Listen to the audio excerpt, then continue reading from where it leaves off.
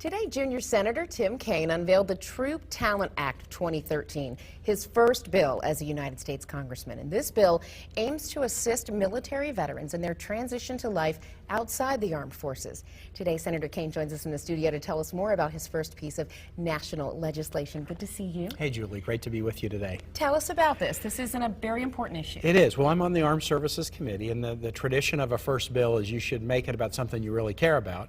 Over the course of the campaign and in talking to people around Virginia, I heard again and again the challenges that our veterans have in re-entering the workforce. So sadly, we have a veterans unemployment rate now that's higher than the national average, when we feel like, boy, we really owe folks the ability to connect. So I'm taking some of the problems that I'm hearing about and trying to fix them with something we call the Troop Talent Act of 2013. And the core of it is everybody in military service gets training in technical skills, and they also get leadership training.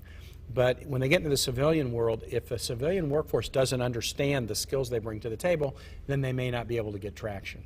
So it's about taking the skills military members get, making sure that if they can, getting in the credentials that equate with those skills that mean something in the civilian workforce. So it's all about making it easier for our troops to connect with civilian jobs as soon as they leave the military. Really excited about it. And unemployment is such a huge issue, the economy, money, such a huge issue now.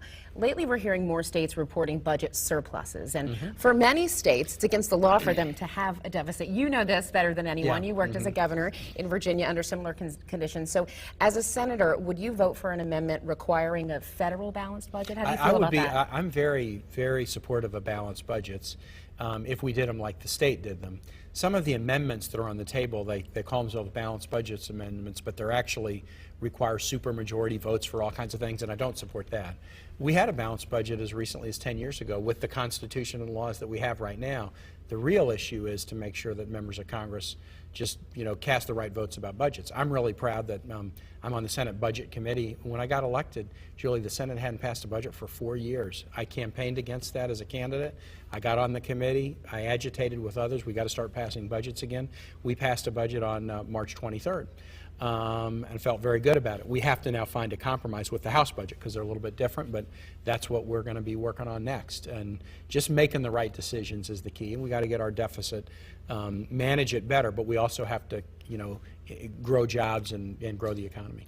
Let's talk about jobs. Hundreds of government workers having to take a pay cuts, furloughs for sequestration, but the salaries of our congressmen stay the same. Do you believe you or other congressmen should take a pay cut while these folks are doing it until we get all this stuff worked out? I think we ought to fix the problem. I think sometimes if you do, there can be things like that that are superficial. The real thing is we ought to fix the problem. The reason that, why are federal workers furloughed? They're furloughed because Congress could not find a budget deal. This not being able to do a budget for 4 years, there was a sequester mechanism put in place. If we can't get a budget deal, these bad things are going to happen. That was something the last Congress said. They couldn't find a budget deal.